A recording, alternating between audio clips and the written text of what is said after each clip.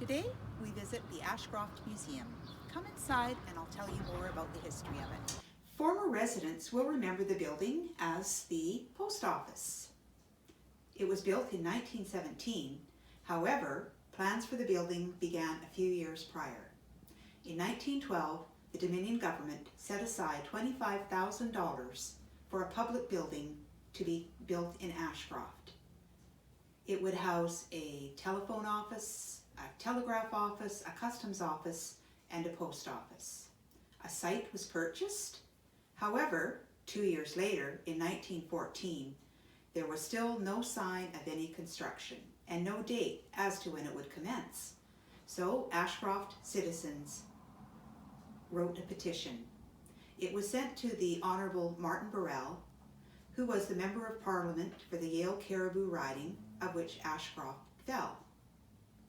Well, the petition stated that the offices in Ashcroft were inadequate. In fact, the post office was so tiny that any parcels were quite often left outside. The petition worked and tenders were soon called for a building. However, World War I broke out and the Ashcroft Public Building was put on hold. 2 years later, the war still raged on with no end in sight. However, history again played a part, an unforeseen event in the form of a fire. July 6, 1916, fire broke out in the Ashcroft Hotel. It also, including most of the business section of Ashcroft, it also took out the post office and the telegraph office. So, once again, Martin Burrell sent his condolences to the misfortune of people in Ashcroft, and a wire shortly followed his from the Deputy of Public Ministry that the Ashcroft people would get their public building. Despite the cold weather, in November of 1916, work began on the Ashcroft building. By March of 1917, it was almost complete. By August, the customs and post office staff were in their quarters and the building was open to the public.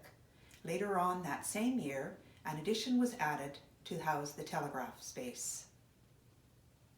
Thomas John Richards was the first postmaster in the new building, and it was here that various members of the Richards family would settle for the next 60 plus years.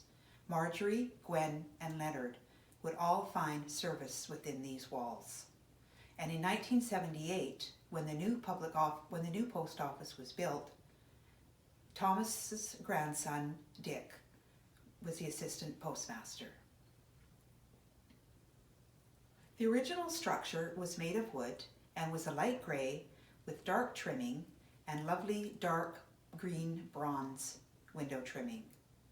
R.D. Cumming wrote in the paper, "The building looms up splendidly whenever viewed from every angle and adds greatly to the part of town which it is situated." In the 1930s, the building was bricked over. In 1980, the village of Ashcroft acquired the building, and after extensive renovations, by June of 1982, the new Ashcroft Museum and Archives opened.